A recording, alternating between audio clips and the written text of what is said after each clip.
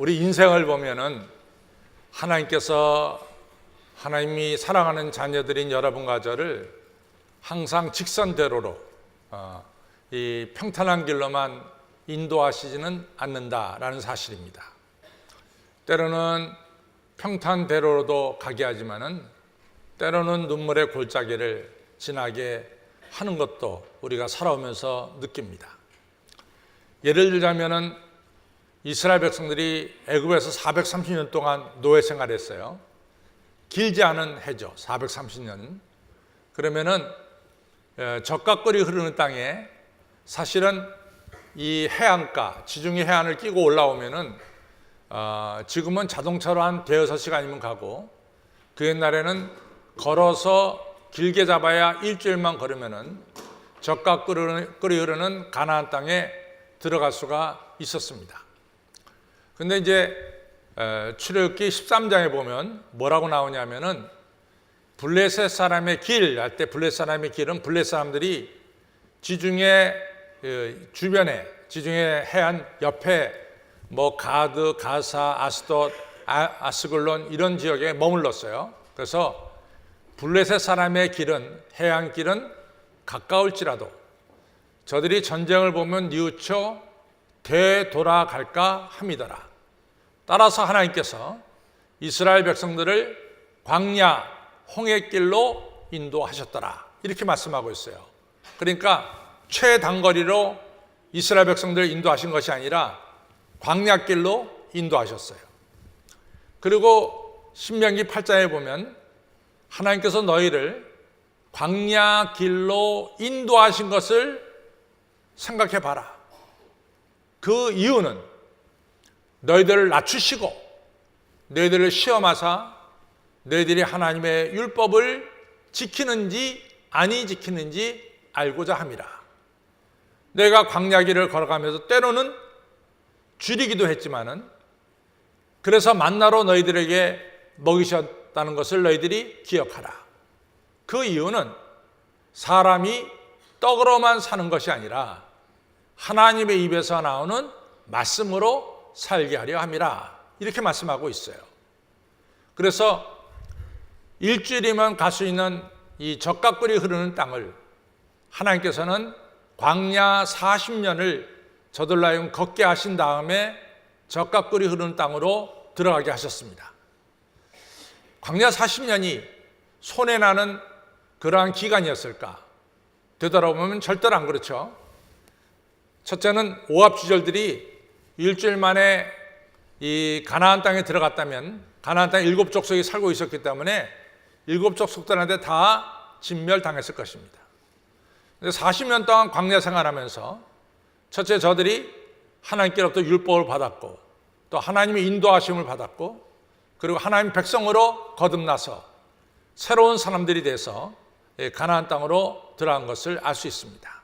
하나님께서 이스라엘 백성들의 이러한 삶의 여정 속에 역사하셔서 모든 것이 저들에게 덕이 되고 선이 되도록 인도하신 것을 볼 수 있습니다. 우리 인생도 마찬가지예요. 우리 인생을 보면은 하나님께서 항상 같은 인생으로 살도록 하진 않습니다. 모세도 마찬가지죠. 모세가 40년은 이같이 애국 궁중에서 자라났고 또 40년은 미디안 광야에서 살았고 또 나머지 40년은 출애굽의 리더로서 이 40년을 살았어요. 근데 이러한 모세의 삶을 보면은 다 한결같이 모세의 삶에 유익이 됐단 말이죠. 모세가 애국 궁중에서 40년 동안 궁중 교육을 받으면서 리더자의 자질을 그때 거기서 배우게 되죠. 그 다음에 광야 40년을 양을 치며 다니면서 광야길을 훤히 알게 되죠. 그러나서 이스라엘 백성들을 출애굽시켜서 광야로 인도할 때 광야길을 훤히 하니까 이같이 지도자로서 잘 인도할 수가 있었습니다. 그러니까 모세의 지나간 삶은 하나도 빼놓을 수가 없어요. 다 그때그때마다 소중한 것을 배웠다 이렇게 볼 수 있습니다. 사실은 저도 이렇게 뭐 이제 나이가 들어가서 이제 또 제가 은퇴를 바라보고 또 나가는 이런 시점에서 저를 한번 되돌아봤어요. 저한테도 분명하게 3번의 스테이지가 있더라고요. 목회에 있어서. 첫 번째는 제가 미국에서 이민 목회에 스테이지가 있었습니다. 13년 동안 제가 이민 목회한 이 13년의 이민 목회가 있었어요. 또 한국 나와서 한신교회에 있기 전에 전에 교회에서 만 12년 동안 제가 목회하는 그런 스테이지가 있었어요.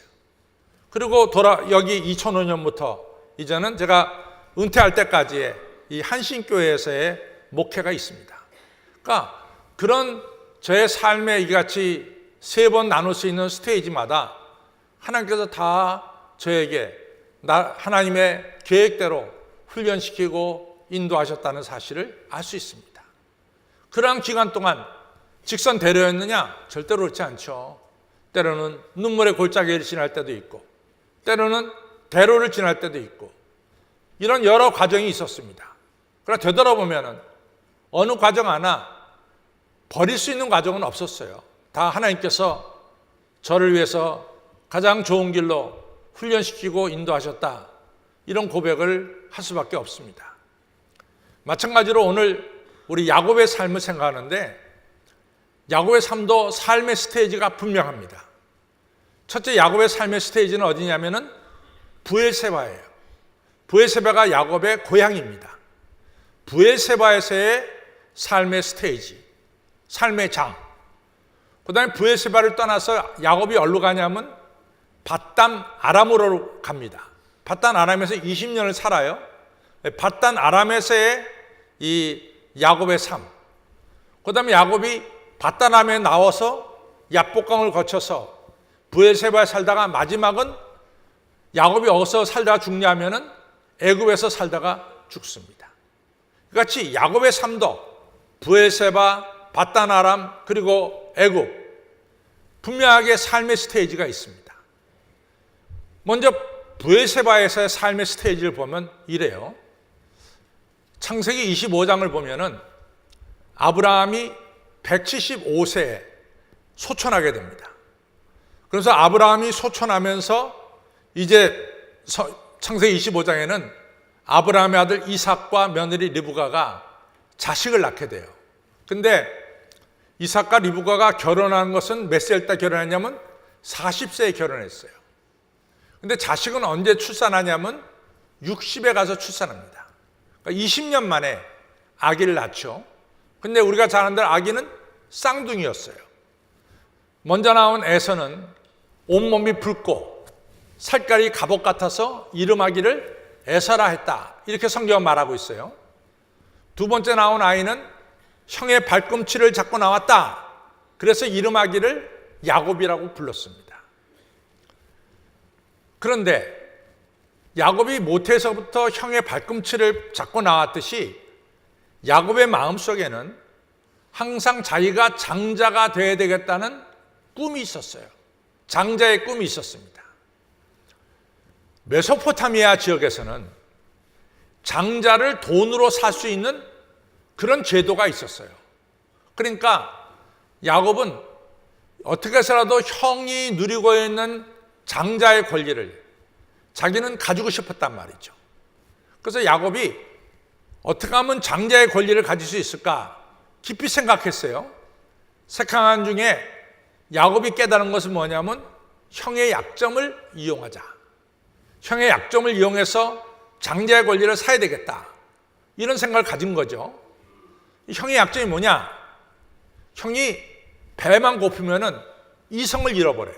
배만 고프면은 이성을 잃어버리고 배에 부르게 하는데 온 정신을 다 쏟는단 말이죠. 그걸 갖다 딱 이용했어요. 그래서 형이 사냥하고 돌아왔을 때 배가 몹시 고팠을 때 정신없을 때 그 전에 미리 팥죽을 끓여놓고 팥죽 냄새를 막 풍깁니다.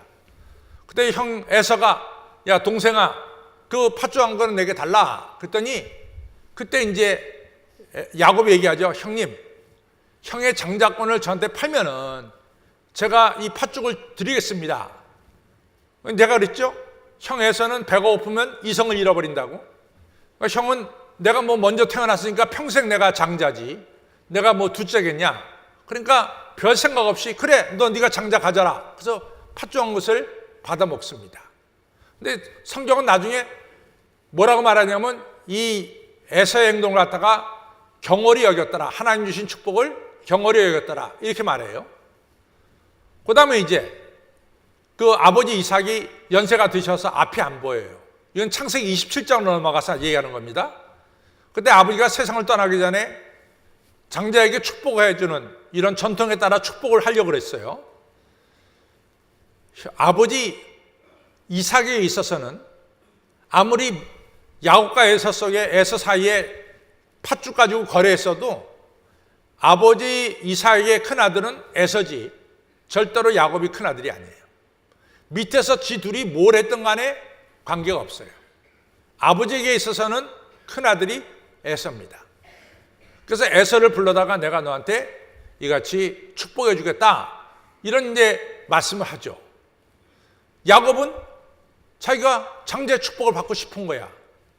그러니까 야곱은 잘 생각한 거죠. 도대체 우리 아버지 이삭의 약점이 뭐냐?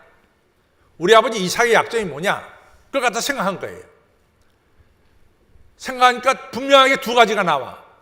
첫째는 아버지 이삭의 약점은 앞을 잘 못 본다는 거야. 그게 약점이에요. 앞을 잘 못 봐.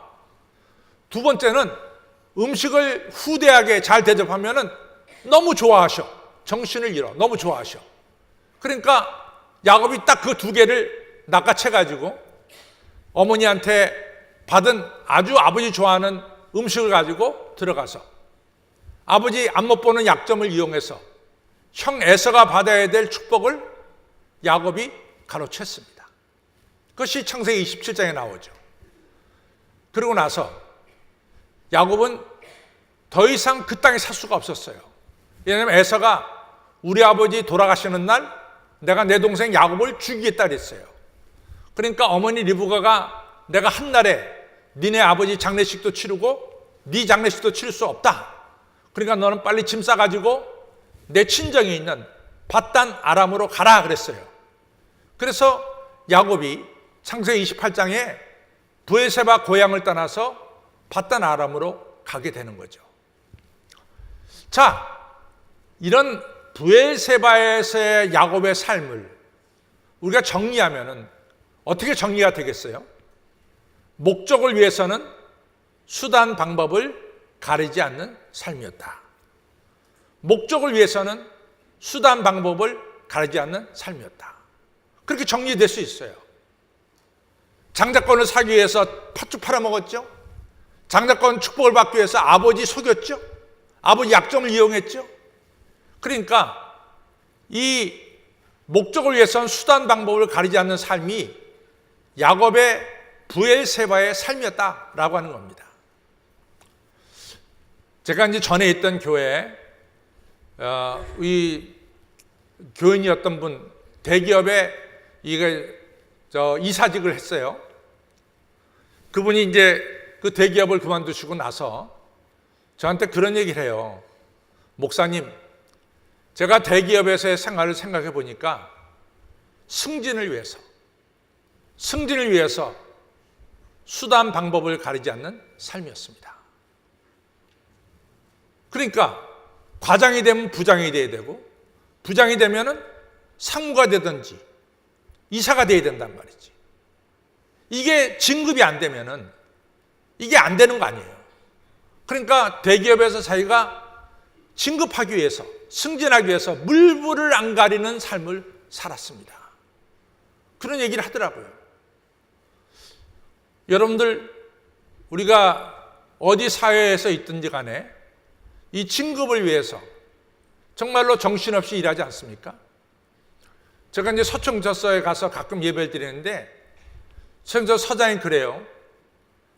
진급을 위해서는 그분들이 이제 총경인데 경무관을 따기 위해서는 물불을 가리지 않고 이같이 이 일을 해야 됩니다. 뭐 여기저기 눈치를 보면서 일을 해야 됩니다. 그분이 그래요. 50대 한 초반 된 총경인데 그분이 이제 그런 얘기를 하더라고요. 그러니까 이 계급 사회에서는 승진을 하기 위해서 물불을 가리지 않는 삶을 사는 거예요.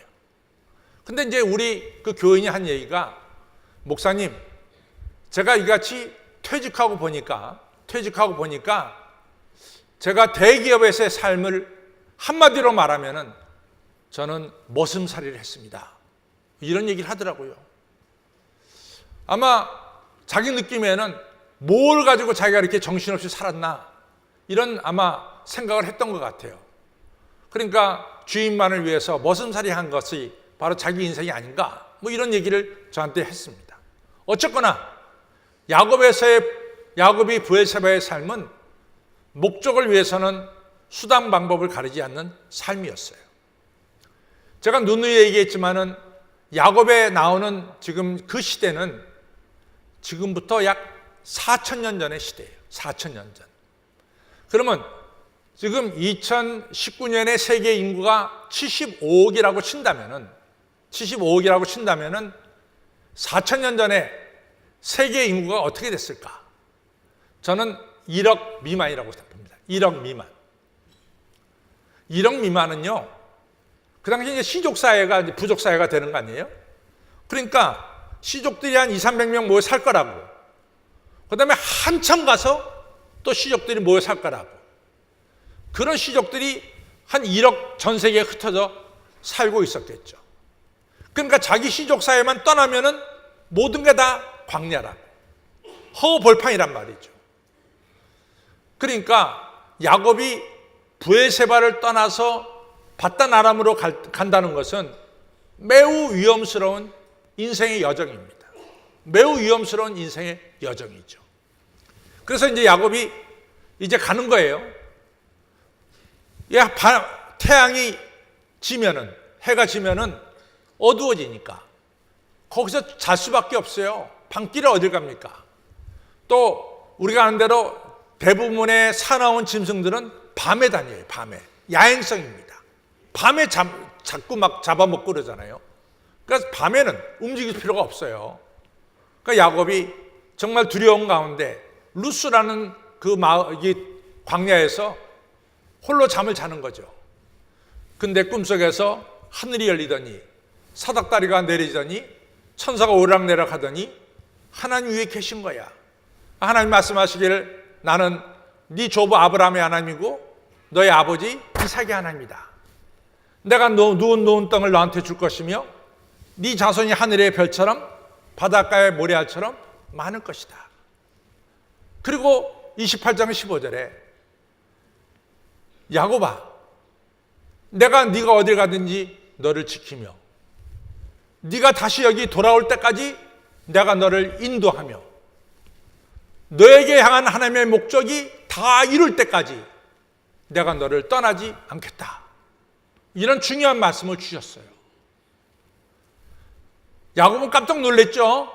이 허벌판 광야에 하나님이 계시다니, 여기도 하나님이 계시는가.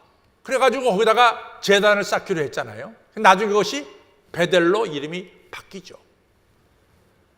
야곱은 그날 베델에서의 그날 밤에 야곱은 적어도 두 가지를 분명히 깨달았습니다. 하나는 비록 자기는 고향에서 쫓겨났는지 모르지만은 하나님은 자기와 함께 하신다는 것을 깨달았어요. 두 번째로 하나님이 나를 통해서 세상 사람들에게 복을 나누어주는 복의 통로로 하나님이 나를 사용한다는 사실을 깨달았어요. 하늘의 별처럼 바닷가의 모래알처럼 많은 민족이 너를 통해서 복을 받을 것이라고 하는 약속을 받았어요. 그리고 야곱이 외삼촌 살고 있는 바단 아람으로 갑니다. 근데 바단 아람에 가서 야곱이 들어갈 때는 빈손 들고 가라갔어요.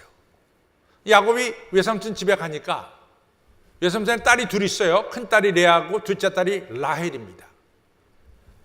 이 야곱이 외삼촌 집에 가자마자 둘째 딸 라헬한테 눈이 꽂혔어요.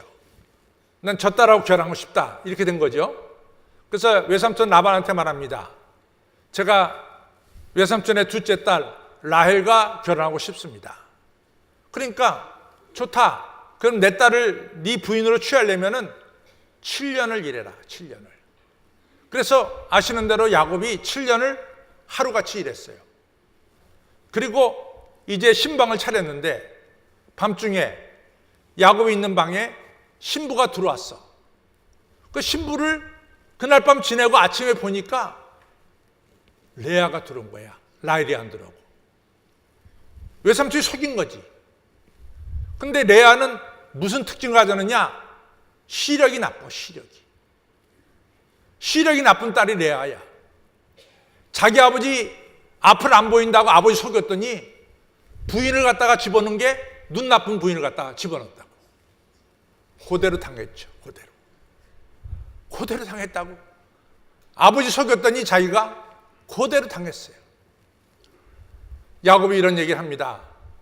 외삼촌, 내가 외삼촌 집에서 20년을 일했는데 14년 동안은 외삼촌의 두 딸 라헬과 레아를 위해서 일했고 6년 동안은 내가 외삼촌을 위해서 일했습니다.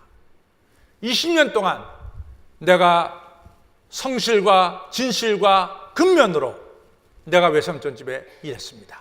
외삼촌 아시죠? 외삼촌 인정을 해요. 근데 20년 동안 외삼촌이 나의 품삯을 10번 바꿨습니다. 10번. 외삼촌이 10번이나 이 야곱을 갖다가 본래 얘기한 품삯을 갖다가 주지 않고 10번이나 바꿨어요. 야곱이 10번 당했어요. 10번. 여러분들, 야곱이 무슨 생각을 가졌겠어요? 내가 브에세바 살 때 아버지 속이고 하나님 속이고 이렇게 속이면 살았더니 그대로 남을 속인 게 자기한테 되돌아온 것을 야곱은 느꼈을 거예요. 아마 야곱은 바다나메에서 20년 동안 일하면서 절대로 속이며 살면 안 된다. 이거 다 깨달았을 겁니다. 여러분들 그렇습니다. 야곱은 바다나메에서 자기가 그동안 목적을 위해서 수단 방법을 가리지 않고 산 것에 대한 철저한 반성이 있었을 거예요. 그렇게 살아서는 안 되는구나. 그런 생각이 아마 야곱에게는 확실하게 들었을 것입니다. 참 인생이라는 게 재밌어요.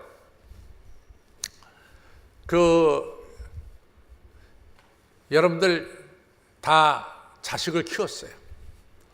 우리가 큰 애도 키우고 둘째 애도 키우고 셋째 애도 키워요.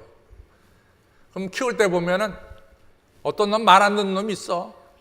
그래서 속으로 뭐라 하냐면 너도 장가 가서 애 낳아봐라. 너도 그때 가면 이 부모의 심정을 알 것이다. 여러분도 그렇지 않아요?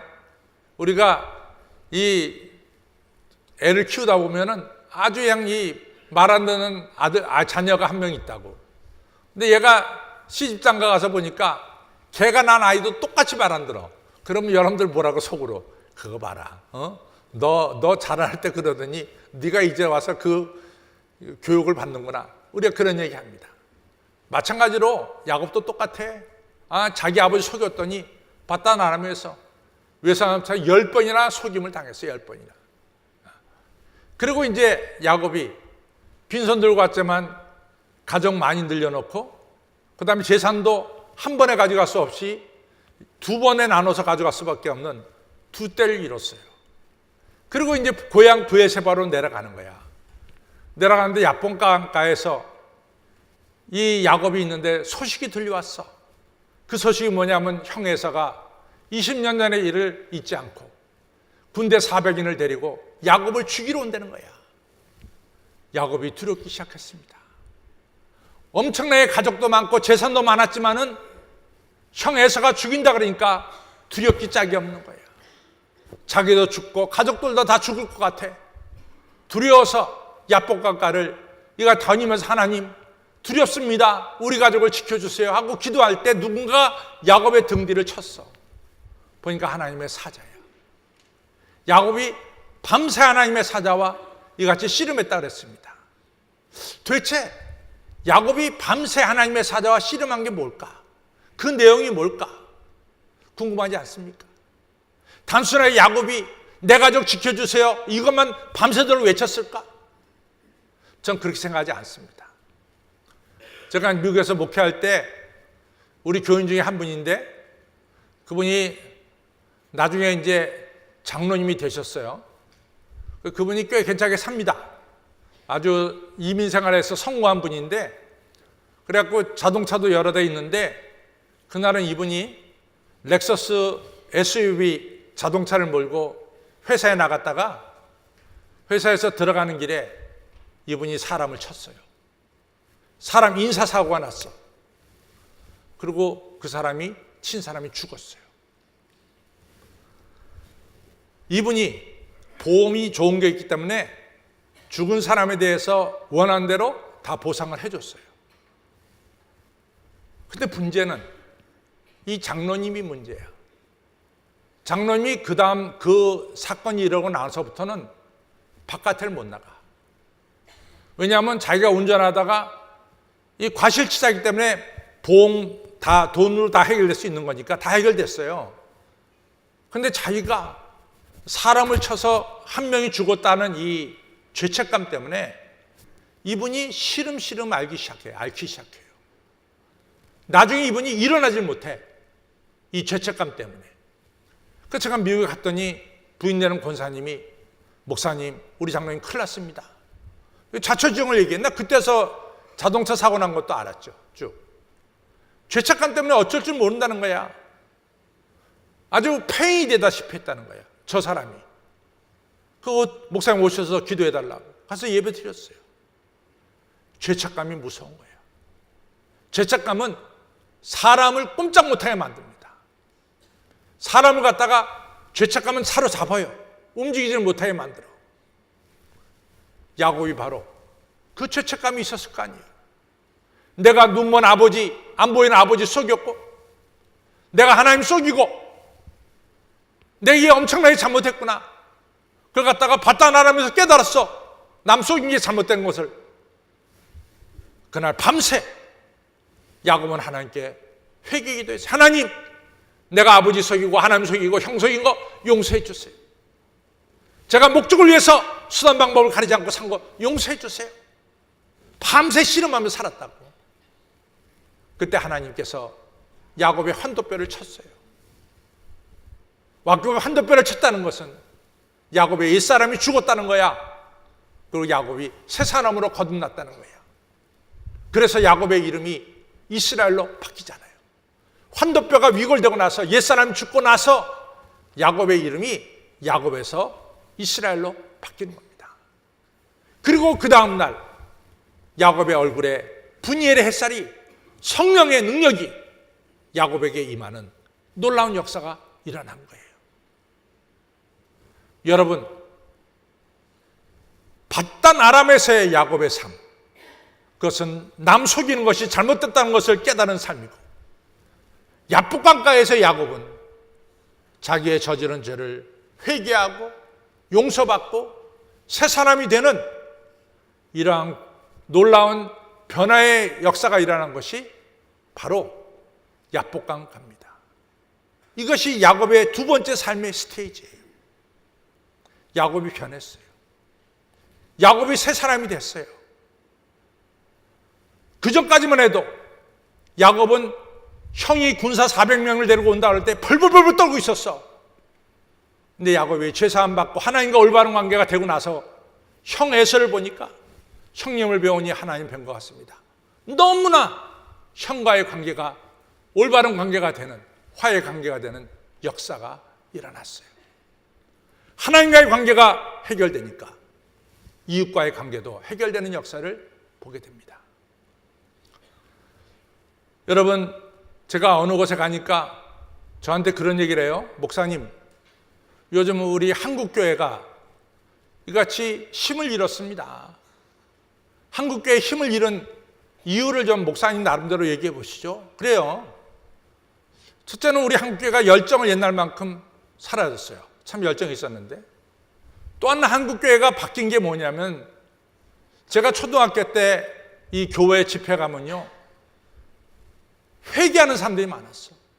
하나님, 내 죄를 용서해 주시고 말씀에 부딪혀서 잘못을 회개하는 사람들이 많았다고요. 근데 이 회개라는 게 너무 중요해. 지난주에도 제가 말씀드렸지만 사도행전 9장에 사도 바울이 장님이 되어가지고 다마스커스의 집가라는 거리 유다의 집에 있을 때 3일 동안 이 사도 바울이 장님으로 지냈어요. 3일 동안 뭘 했겠어요? 사도 바울이 회개했다고. 하나님, 내가 예수님 믿는 사람들 갖다 잡아다 감옥소에 집어넣습니다. 내가 그렇게 선한 스데반 죽는데 저 사람 죽어야 된다고 가표를 던진 사람. 나는 죄인 중에 계시고 나는 흉악한 죄인입니다. 주여 이 죄인을 어떻게 하면 용서해 주옵소서. 회개가 됐다고요.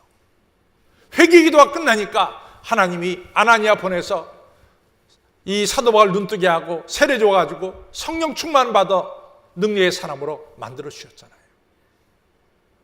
성경에 나오는 모든 과정은 죄를 깨닫고 회개하고 용서받고 그리고 성령의 능력을 받아서 힘있는 신앙생활을 하게 되는 것을 봅니다. 그러나 21세기의 우리나라는 누구도 잘못한 사람이 없어. 누구도 잘못한 사람이 없다고. 끝까지 잘못한 사람이 없어요. 우리가 어렸을 때 초등학교 다닐 때는요, 선생님이 너 이렇게 했지? 네, 잘못했습니다. 공손하게 잘못했다고 빌었다고. 우리는 잘못된 것에 대해서 잘못했다고 고백하고 용서받는 이런 초등학교 생활을 했어요. 중고등학교 생활을. 그런데 요즘은 초등학교 아이들도 뭐 잘못했다고 절대로 잘못했다고 말하지 않아. 선생님이 잘못됐고 학교가 잘못됐고 책상이 잘못됐고 다 남이 잘못된 거야. 자기는 잘못된 게 없어. 교회도 마찬가지야. 여러분 과자가 말씀에 부딪혀서 내 죄를 깨닫게 될 때 뭐예요? 내가 회개해야지. 내가 잘못한 거 깨달았으면 하나님 앞에 내놓고 회개해야지. 용서받아야지. 그리고 성령을 선물로 받아야지. 그래야고서 능력이 생기는 거 아니에요.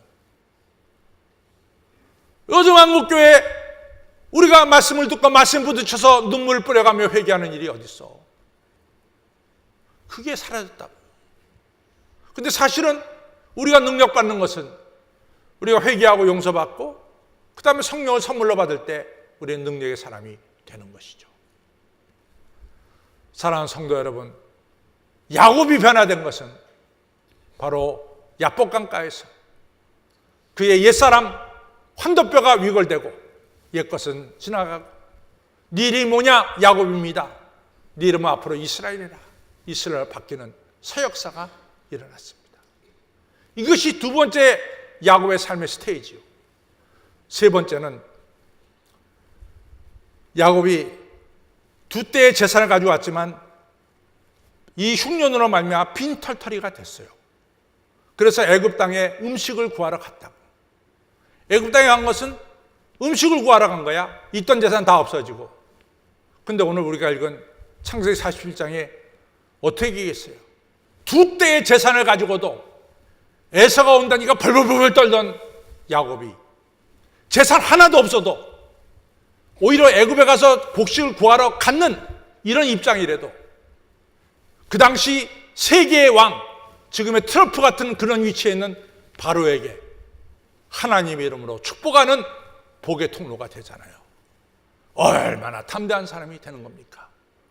이제는 야곱은 창세기 28장에서 하나님이 약속한 대로 만민에게 복을 나눠주는 복의 통로로 살아가는 것을 우리가 성경에서 보게 됩니다. 여러분, 우리의 삶의 스테이지가 어디입니까? 목적을 위해서는 수단 방법을 가리지 않는 브에세바의 야곱의 삶이 우리의 삶의 스테이지입니까? 아니면은 이제는 남 속이면 못 살아. 도덕적으로 살아야 돼. 이것을 깨닫는 바다나람의 삶입니까? 아니면은 야복강가에서 아버지 내 죄를 용서하여 주소서. 내 허물을 용서하여 주소서. 회개하며 용서받으며 그리고 새롭게 되고 분이엘의 햇살을 받는 축복을 받는 이런 야복강가의 우리의 삶입니까? 여러분, 우리는 야복강가의 삶으로 나가야 됩니다. 그럴 때 하늘에서 분이엘의 빛이 비치고 여러분과 저가 하늘에서 능력받아서 내가 있고 없고가 문제가 아니야. 야곱이 있을 때는 비겁했어요. 야곱이 재산이 없을 때는 오히려 더 담대하게 바로에게 축복하는 사람이 됐습니다. 여러분과 저도 많은 사람들에게 복을 나누어주는 이런 복의 통로로 살아야 될 줄로 믿습니다. 다 같이 일어나 찬송가 486장 부르겠습니다.